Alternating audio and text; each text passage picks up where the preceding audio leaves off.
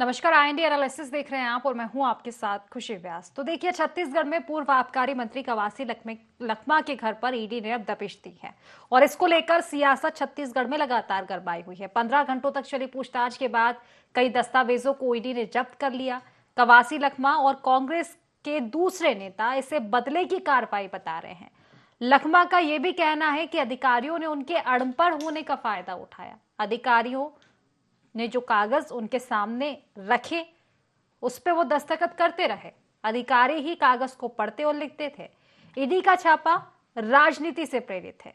सरकार दबाव बनाना चाह रही है और चुनाव को देखते हुए बदनाम करने का ये पूरा प्रयास है। देखा जाए तो कांग्रेस ने इस तरह का दावा किया है, लखमा ने इस तरह का दावा किया है। अगर दूसरे कांग्रेस नेताओं के आरोप पर उप मुख्यमंत्री अरुण साव ने भी पलटवार किया। उन्होंने कहा कि घोटाले में जांच लंबे समय से चल रही है। शराब घोटाले के दौरान कवासी लखमा आबकारी मंत्री रहे। ईडी ने साक्ष्य के आधार पर पूछताछ की। राजनीतिक कारणों से पूछताछ नहीं की गई है, ये जांच का एक हिस्सा है।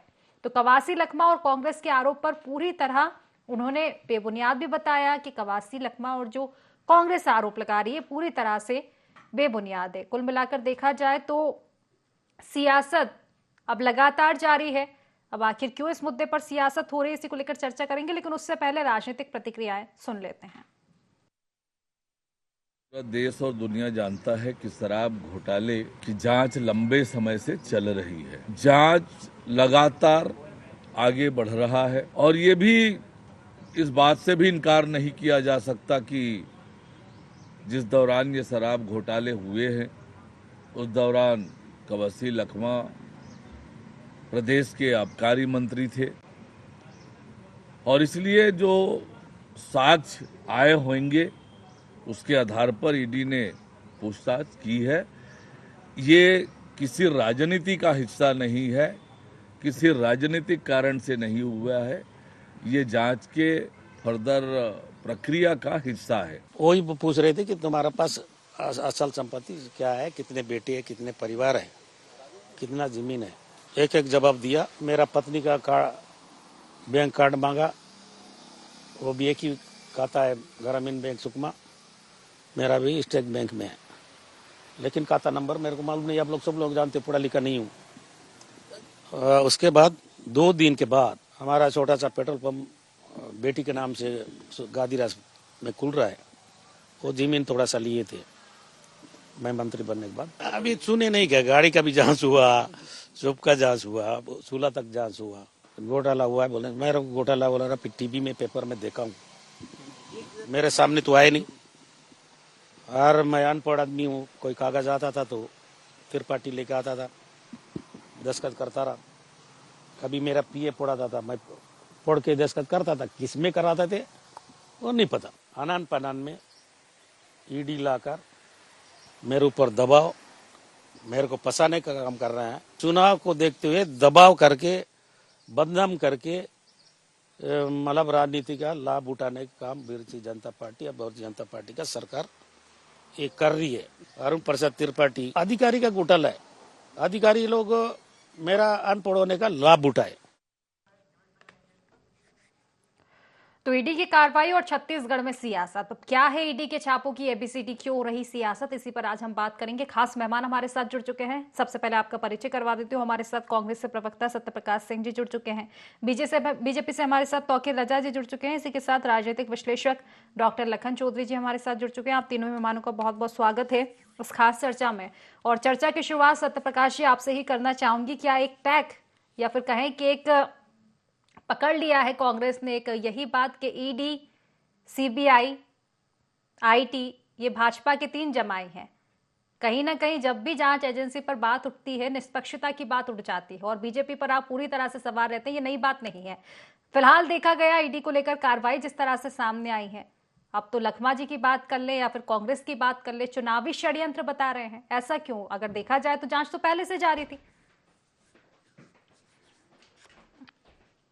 खुशी देखिए, जांच होनी चाहे कोई भी दोषी हो, किसी भी राजनीतिक दल का हो, अगर किसी ने कुछ गलत किया है तो जांच होनी चाहिए और कानून सम्मत कार्रवाई है जो कानून देता है वो होनी चाहिए, उसमें कोई दो राय नहीं। आपको याद होगा हर मामले में दीपक बैजी में प्रदेश बोला है कि भाई अगर कोई कर रहा है, भले हमारी पार्टी का भी, कानून कोई सजा देगा उससे पहले मैं सजा दूंगा प्रदेश अध्यक्ष। हम उससे पीछे नहीं हटते।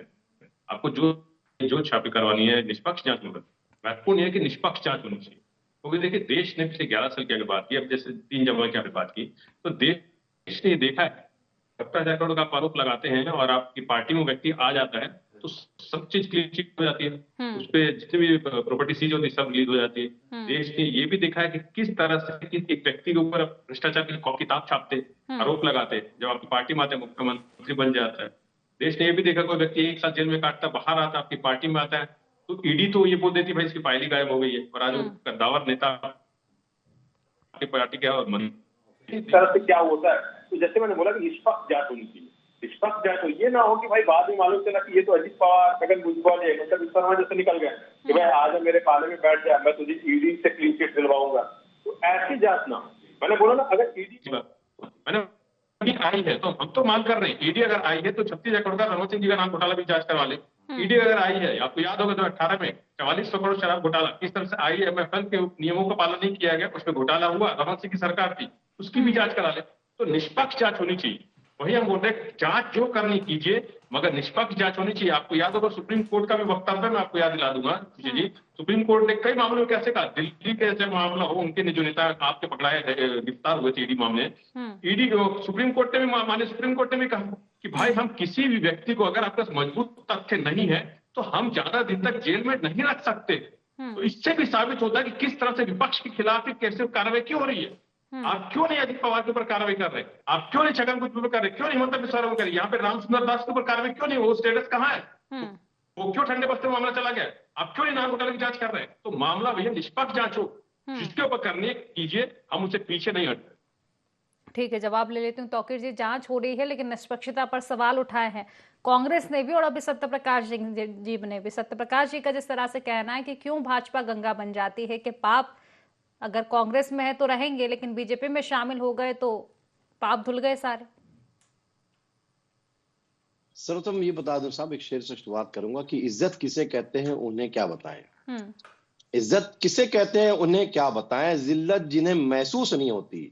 साहब ये तो बड़ी अजीब बात हो गई साहब, मुखिया उस डिपार्टमेंट के आप रहे और सारे लोगों पर कार्रवाई जब होना शुरू हुई, आपको कायदे से होना चाहिए था, करना ये चाहिए था कि उनको सस्पेंड करते, लेकिन आपकी मजाल नहीं हुई कि आप उसको सस्पेंड करने की कार्रवाई करते। एक भी, चाहे अरुणमणि त्रिपाठी हो, चाहे अरुणपति त्रिपाठी हो, चाहे वो आपका अनिल टुटेजा जी जैसे लोग, तो आप अंदाज लगाइए इन्होंने क्या किया। और सबसे बड़ी बात, 2 करोड़ रुपए प्रति माह जो जानकारी इकट्ठी आ रही है, मतलब बता रहा हूं, 2 करोड़ रुपए प्रति माह से ऊपर इनके पास आता था। और उसका जीता जागता प्रमाण है कि धोनी से ज्यादा बड़ा बंगला ये बना रहे हैं और बोलते हैं कि हमको कोई भी कार्रवाई, मैं अनपढ़ हूं और मेरे से कुछ भी अधिकारियों ने लिखवा लिया।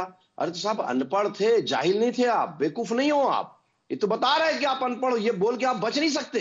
बड़े बड़े लफाजी बयान देने में तो बड़े उस्ताद हो साहब, बड़ी बड़ी पैतराबाजी करने में आप उस्ताद हो, और उसके बाद आप इस टाइप से बातें करते हैं, ये नहीं चलने वाला। रही बात सत्यप्रकाश जी की बात करेंगे, ईडी कार्रवाई कर रही है और जो है कोर्ट जो है उन्हें किस प्रकार से कर रही है। देखिए साहब, ईडी तो है, आपने कार्रवाई करी, जिसके सबूत होंगे उस पर ठोस कार्रवाई होगी, कोई भी व्यक्ति बचने वाला नहीं, चाहे किसी पार्टी का हो।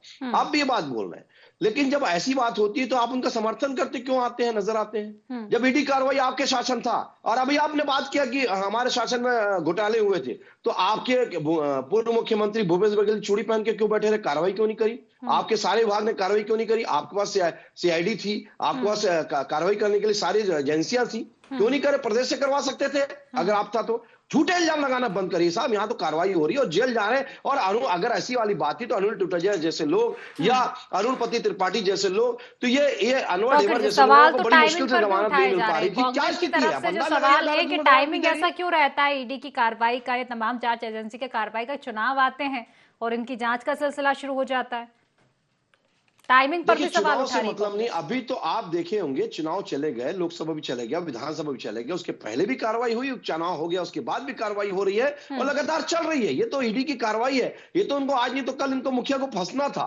और ये फंसे। ये तो बड़े स्वतंत्र बैठे थे, हमारे पर कोई कार्रवाई नहीं होगी। यार कार्रवाई तो होनी थी। अब वो ठीक है, समय चुनाव का नजदीक आ रहा है तो उसके हिसाब से बोलते हैं, ये बोलने से नहीं बचने वाले। आपने अपराध किया है, आप किसी भी हालत में बचने वाले नहीं है। और इसका जीता जागता प्रमाण है कि जो अकुश संपत्ति, चाहे वो पेट्रोल पंप हो, चाहे अकुश संपत्ति हो, चाहे धोनी के उसके अगेंस्ट में बनाने, जो बिल्कुल डुप्लीकेट बनाने, उससे बल्कि उससे बड़ा मकान बना रहे हैं, बंगले बना रहे हैं। ये दिखाता है कि आपने किस प्रकार से आपके जेबों में पैसा आया और आपने जनता के पैसों का दुरुपयोग किस प्रकार से कर रहे हैं, ये दिख रहा है। जनता भी जान रही है और ईडी कार्रवाई कर रही है, तो इसमें क्या गलत है? क्यों बचाने आप आ जाते हो? मेरे को ये समझ में नहीं आता। हमारी सरकार, आपकी सरकार केंद्र में रही, हमारे मोदी जी को आप लोगों ने बैठा दिया था, हमारे लोगों ने तो कभी घेराव नहीं किया थाने का। हमारे मोदी जी को आपने बेवजह, अमित शाह जी को बैठा दिया थाने में, कभी घेराव नहीं किया। तो ये कौन सी आपने परिमाती बताई? आप जब करें तो आप बोलते हो कि नहीं हम सही कर रहे हैं, और जब ईडी वही केंद्र सरकार में वही ईडी एजेंसियां काम करती है तो आप उसके ऊपर झूठ घोटालों का इल्जाम लगाते हैं। तो ये नहीं चलने वाला साहब। कार्रवाई हो रही है, अगर आपको गलत लगता है तो आप आपत्ति दर्ज कराइए, नहीं तो अदालतें खुली है। अदालतें क्यों जमानतें नहीं दे रही है? ये दिखाता है कि कार्रवाई हुई है, ठोस कार्रवाई हुई है, और जब्ती अकुश संपत्तियां जब्त हो रही है, पैसे बहुत ज्यादा जब्त हो रहे हैं, ये अवैध पैसे जो इन्होंने लगा के रखे कैश। तो ये सब जब्त होने का कहानी बता रहा है कि कहीं ना कहीं बहुत बड़ा घोटाला हुआ था। 2100 करोड़ से ज्यादा घोटाला हुआ था। ये तो अभी जांच और आना बाकी है। और आप बता रहे कि मैंने नहीं, मेरे ऑर्डर पे नहीं हुआ, तो किसके ऑर्डर पे हुआ? क्या पूर्व मुख्यमंत्री के ऑर्डर पे हुआ? अगर आप अनपढ़ थे, आप अपने आप को बचाना चाह रहे हैं, तो बता दीजिए ना कि किसके ऑर्डर पे हुआ, जो अधिकारी कार्रवाई कर रहे थे और इस प्रकार से आगे बढ़ रहे थे। तो देखिए, घोटाला हुआ है, आप उसमें शामिल हैं, आपका साबित होता है कि आप उसमें शामिल है, और ये सब जानते हैं कि किस प्रकार से आपके प्रति माह पैसा मिलता रहा। ठीक है, चलिए छोटा सा जवाब ले लेते हैं इसी का किसी प्रकार से बचाएंगे, उसके बाद लखन जी के पास लौटूंगी। किसी भी हालत में कोर्ट सजा देने से नहीं रोक सकती। ठीक है, सत्यप्रकाश जी। देखिए ऋषि जी, तौकीर जी ने पूरी बात कर दी, पूरी गोलगप्पे जैसी बातें तो कर दी। चुनाव आने वाले हैं, तौकीर भैया कुछ मक्खन माने लगा रहे हैं आपके प्रतिष्ठित चैनल के माध्यम से, मगर तथ्य पे एक बात नहीं, सिर्फ आप पे कार्रवाई हो रही है, आप जेल जाएंगे, आप ये पकड़ा रहे। ईडी से पहले तो ये बता देते हैं कि 2 करोड़ मिल रहा है, तो हर चीज तो इनको पता रहती है। ईडी बोले, ये तो खैर रमन सिंह जी को ट्विटर को सबको याद होगा कि कैसे ईडी की पगारवे से पहले रमन सिंह का ट्वीट हो जाता है। इसलिए तो हम बोल रहे हैं ना, एक तो तथ्य मेरे को अभी अच्छा हुआ तौकीर जी ने याद दिला दिया बोलते बोलते। इसलिए मैं बोल रहा, देखिए सबसे महत्वपूर्ण बात क्या है कि कौन सी पार्टी, जिनके पार्टी के राष्ट्रीय अध्यक्ष के ऊपर जो दोषी साबित हुए, आरोप नहीं, दोषी साबित हुए, भ्रष्टाचार का दोष लगा, तो कानून ने उनको दोषी साबित किया और उनको सजा मिली, उस पार्टी के लोग बोलेंगे भ्रष्टाचार के ऊपर बयान देंगे। ये वो पार्टी के लोग हैं जिनका छत्तीसगढ़ में बात कर लेता, वो वीडियो हमारे पूरे प्रदेश की जनता ने देखा, देश की जनता ने देखा। इनके बड़े नेता स्वर्गीय है, बहुत सम्मान से फिर बोलना चाहूंगा कि भाई पैसा खुदा तो नहीं, मगर खुदा से कम भी नहीं। तो तौकीर रजा जी उस पार्टी से आते, थोड़ा याद कीजिए तौकीर जी। और ये हमारी बात कर रहे हैं, हमने 4400 करोड़ का जांच हमने शुरू किया था। राम सुंदर सिंह कौन है बताइए, राम सुंदर दास सिंह, वो कहाँ है आज, वो स्टेटस क्या है उसका बताइए, स्काई वॉक का स्टेटस क्या है ये बताइए, जीरम का स्टेटस क्या है ये बताइए। हमने तो ईडी को पत्र भी लिखा था तत्कालीन मुख्यमंत्री भूपेश बघेल जी ने कि नान घोटाले हो और 4400 करोड़ का शराब घोटाला वो ईडी से करवाइए, क्यों नहीं हुआ ये बताइए। इसलिए बोल रहे ना कि आप सीधे के वही बात हो जाए, अगर हमारे लोग हैं तो गप का बम खाएंगे मीठा मीठा, अगर दूसरे लोग हैं तो थू करेंगे भाई इनको अंदर कराना है। अरे इनको याद दिलाया तो लखन चौधरी जी यहाँ बैठे और अच्छे से समझा देंगे। अभी बात कर रहे मोदी जी के ऊपर हुआ, अमित शाह जी के ऊपर, हमने कुछ नहीं किया। अरे गुजरात में दंगे हुए थे, तौकीर जी आपको यादाश्त कमजोर हो गई है, आप अगर मक्खन लगाने में थोड़ा ज्यादा आप मक्खन लगा दे रहे हैं, वो उतना ज्यादा दर्शक समझता है। तो इसलिए बोल रहा हूँ, पहले आप इतिहास उठा के देखिए, मोदी जी के जब पूछताछ क्या हुआ, अरे हमारे मनमोहन सिंह जी के कार्यकाल में कन्नी मोदी किसके गठबंधन में थी, सुरेश करमाड़ी किसके सांसद थे, हमने तो उनको जेल में बैठा दिया था। ये होती है निष्पक्ष जांच। और बता दें 11 साल में निष्पक्ष जांच क्या हुई है, 72,000 करोड़ के बाद अगले दिन कैसे आपकी पार्टी पे आ जाता है, कैसे। ठीक है, चलिए जवाब लूंगी मैं तौकीर जी से। तौकीर जी कुछ कहना चाहते हैं, जवाब लूंगी, लेकिन उससे पहले एक प्रतिक्रिया लखन जी के ले लेती हूँ। लखन जी देखिए, पहली दफा नहीं होगा जब किसी जांच एजेंसी पर सवाल उठाए गए हो। ये कई दफा देखा गया है कि जब जब किसी मामले की जांच होती है, कार्रवाई की बात होती है, तो ज्यादातर जांच एजेंसियों पर सवाल उठाए गए हैं, खासतौर पर कांग्रेस की ओर से। अब एक बार फिर से यही तमाम चीजें देखती आ रही, नहीं लगता कि सियासत का विषय क्या वाकई सियासत के लायक? अगर देखा जाए तो मामले में जांच तो पहले से चल रही थी, एफआईआर तक की बात की जा रही थी, अब अगर कार्रवाई की जा रही है तो इसमें इतना हंगामा क्यों? लखन जी। जी देखिए, निश्चित तौर पर ईडी की कार्रवाइयों को लेकर हमेशा सवाल उठता रहा है और उसकी निष्पक्षता को लेकर भी सवाल उठता रहा है। क्योंकि हमेशा जो सत्ता पक्ष है या केंद्र सरकार है पिछले 10-11 सालों में जो है विपक्ष को या कांग्रेस के लोगों को ही टारगेट कर रही है और लगातार टारगेट कर रही है, तो इसलिए उसकी निष्पक्षता को लेकर सवाल उठता है। कोर्ट में भी जो है ये कहा जाता है कि इनको जो है कोर्ट से बेल नहीं मिल रही है या जेल से ये छूट नहीं रहे हैं, तो उसको लेकर भी देखिए सियासत होती है और होती रही है। लेकिन ये है कि कोर्ट में जो सरकार है या पुलिस है वो साबित भी नहीं कर पा रही है, तो कन्विक्शन रेट भी जो है वो भी बहुत ही जो है कम है कहना चाहिए, नगण्य है, जिनके ऊपर आरोप सिद्ध कर पा रही है पुलिस जो है। तो इसलिए ईडी की कार्रवाई को लेकर तो सवाल उठना लाजमी है, स्वाभाविक है। लेकिन दूसरी तरफ दोनों बातें हैं। देखिए यहाँ पर यह भी बात है कि कवासी लखमा के ऊपर इस तरह की जांच की जो बात है वो कोई अप्रत्याशित नहीं है। जब से शराब घोटाले को लेकर छत्तीसगढ़ में ईडी या केंद्र सरकार जो है जिस तरह से कार्रवाई कर रही थी और जिस तरह से शराब घोटाले में कई लोगों को जेल में डाला गया है, तो उससे ये तो साफ था कि कभी न कभी जो है कवासी लखमा भी इस घेरे में आएंगे, क्योंकि आप कार्य मंत्री थे। और देखिए ये कह के कवासी लखमा नहीं बच सकते कि जो है मैं अनपढ़ हूं या अनपढ़ था और मुझसे जो है इस तरह की चीजें करवाई गई है अधिकारियों के द्वारा। जिस अधिकारी का नाम भी लिया जा रहा है, यदि उस अधिकारी के माध्यम से इस तरह की चीजें हुई हैं, तो आखिर इतने बड़े विभाग के आबकारी मंत्री थे, तो उस जो है उस अधिकारी को आपने जो है सस्पेंड क्यों नहीं किया, उसको हटाया क्यों नहीं, ये भी सवाल है। तो देखिए सवाल तो बहुत सारे हैं और इस तरह के बयानबाजी से कवासी लखमा बच जाएंगे ऐसा भी नहीं है। सरकार या केंद्र सरकार और ईडी छोड़ने वाली भी नहीं है। यदि आप किसी विभाग के मंत्री हैं और जो है विभाग चला सकते हैं, वहां पर आपका अनपढ़ होना जो है बाधा नहीं डालता, तो फिर आप बाद में जब आपके ऊपर कोई आरोप लगता है तो आप ये कहकर नहीं बच सकते कि मैं अनपढ़ हूं और मुझसे जो है कागज जो है साइन कराया गया। ये जो चीजें हैं वो मुझे लगता है कि ये कहीं से भी तर्क सम्मत नहीं है और तथ्यात्मक नहीं है, ये खारिज हो जाएगा। लेकिन जो है इसमें देखना यह है कि आगे चलकर ये एक बड़ा मुद्दा बनता दिख रहा है और इसको लेकर देखिए केंद्र की और ईडी की हमेशा ये मंशा रही है कि किस तरह से पूरी सरकार को कटघरे में खड़ा करना, भूपेश बघेल की सरकार को पूरी तरह से कटघरे में खड़ा करके जो है ये सिद्ध करना चाहते हैं कि किस तरह से 5 साल के कार्यकाल में भ्रष्टाचार चरम पर था और भ्रष्टाचार की वजह से ये सरकार जो है गई है। तो जनता में एक परसेप्शन भी क्रिएट हो रहा है। देखिए आने वाले दिनों में नगरीय निकायों के पंचायतों के चुनाव होने वाले हैं और उस चुनाव में बस्तर में वैसे भी कांग्रेस विधानसभा में लोकसभा में बुरी तरह हार चुकी है, तो एक बार फिर से जो स्थानीय चुनाव होंगे, चाहे वो नगर पालिका नगर निगम के हो या पंचायतों के हो, उसमें भी कांग्रेस की बुरी स्थिति होने वाली है। इसलिए इस तरह का परसेप्शन क्रिएट किया जा रहा है और इसका प्रभाव जो है पूरे राज्य में भी पड़ेगा कि आखिर कांग्रेस भ्रष्टाचार में लगातार क्यों जो है फंसती जा रही है। निश्चित तौर पर ये कई बड़े सवाल है। फिलहाल मैं जवाब लूंगी तौकीर जी से, उसके बाद सत्यप्रकाश जी के पास लौटूंगी। तौकीर जी देखिए अभी ऐसा है कि जो अब बहुत अच्छी बात कही चौधरी जी ने भी, और इस बात को जो मैंने कहा उसको लगभग उन्होंने साबित भी कर दिया कि भाई जांच आप जब होना शुरू हुई थी, ईडी कार्रवाई शुरू करी थी, आपको सस्पेंड करना चाहिए था।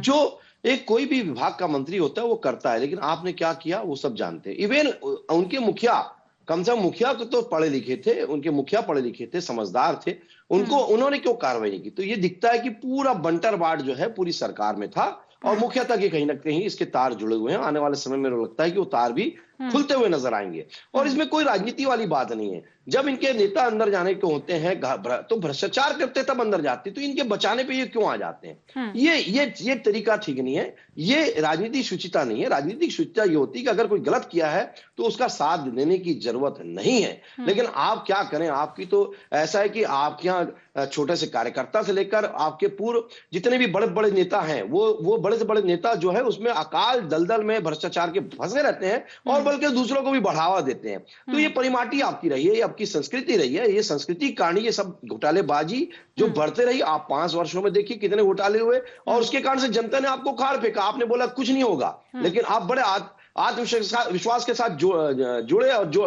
चुनाव लड़े, और चुनाव लड़ने के बाद देखे कि आपका सफाया हो गया। उसके बाद लोकसभा में वो स्थिति हुई। ये तो उससे बदतर स्थिति तो भूपेश बघेल की हुई, जो यहां से जाने के बाद राजनांदगांव में चुनाव लड़ने चले गए बड़े कांग्रेस के साथ कि यहां सबसे ज्यादा ओबीसी वोटर है। ओबीसी वोटर ने भी उनको नकार दिया, उसके बाद भी आप समझने को तैयार नहीं है। तो भ्रष्टाचार के दलदल में आप जो है फंसे हुए हैं, आप किसी भी हालत से बचेंगे नहीं। और ये तो अभी मैं शुरुआत है आपके, ये तो मुखिया एक विभाग का था। उसके अलावा इसके पीछे के भी अगर आगे के तार देखेंगे तो कहीं ना कहीं किसी ना किसी जुड़ते नजर आएंगे। तो ईडी सब ठोस कार्रवाई करते हुए आगे बढ़ रही है, और सिर्फ वो कार्रवाई नहीं कर रही, कार्रवाई को करने के बाद अदालतों में पेश कर रही है, और अदालतें जो है जज उनको बाकायदा सुन रहे हैं। और अगर उनको लग रहा है कि बिल्कुल जो ठोस कार्रवाई है और जो अकुल संपत्तियां अवैध है, तो बाकायदा उसके हिसाब से उनको जो है जेल में भी ठूस रही, जमानत नहीं दे रही है। तो ऐसा कोई भेदभाव वाली स्थिति नहीं है जैसा आपके समय होता था। मैं वही बता रहा था, दंगे की बात कर रहे थे सत्य प्रकाश जी। अरे साहब 17.5 से ज्यादा दंगे आपकी सरकार में, राज्य सरकार में सबसे ज्यादा गुजरात में हुए। मोदी की सरकार में सिर्फ एक दंगा हुआ था, वो भी एक कलंक रहा, लेकिन उसके बाद भी जो मोदी जी ने लगाम लगाया, आज तक गुजरात में दोबारा दंगे नहीं हुए। तो आप अपने गिरेबान में झांकिए साहब कि आपके समय में कितने दंगे हुए और हमारे समय में कितने दंगे हुए। उसमें भी बैठा दिए गए, लेकिन हमारे कार्यकर्ता को भी नाराज होकर वहां घेराव करने नहीं गए कि ऐसा है वैसा। हमने बाकायदा मोदी ने सामना किया उसका, और बाकायदा निर्दोष साबित होकर वहां से निकल गए। आपने कोई ऐसा हथकंडा नहीं छोड़ा जिसमें वो फंसे या अमित शाह जी फंसे, लेकिन सब निर्दोष साबित होकर निकल गए। ये दिखाता है कि आपने जो मायाजाल फेंका था, आपकी जो है चुनाव के समय कार्रवाई को लेकर ये जो दावा किया जा रहा है, लखमा जी की बात करें, पूरी कांग्रेस की ओर से कितनी तर्कसंगत आप मानते हैं? देखा जाए मामला आज का है नहीं पहले का है, और जिस तरह से आपका एक कहना रहता है बीजेपी के लिए कि सरकार बीजेपी की है, तो सवाल बीजेपी से उठाए जाएंगे। उस समय सरकार आपकी थी, और जिस तरह से लखन जी ने कहा है कि अगर ठीक है कोई सा अधिकारी, लखमा जी जो कह रहे हैं कि मैं तो अनपढ़ था, मैं नहीं देख पाया, तो क्या इसको लेकर थोड़ी भी गंभीरता नहीं बढ़ती गई थी? आप अधिकारियों को सस्पेंड कर सकते थे। सत्य प्रकाश जी, हेलो,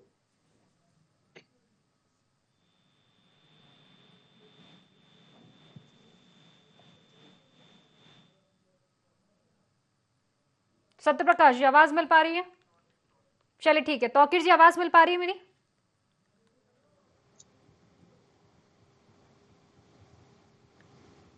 चलिए शायद संपर्क हो नहीं पा रहा है, लखन जी के पास लौटूंगे। लखन जी देखिए, लखन जी आवाज मिल पा रही है?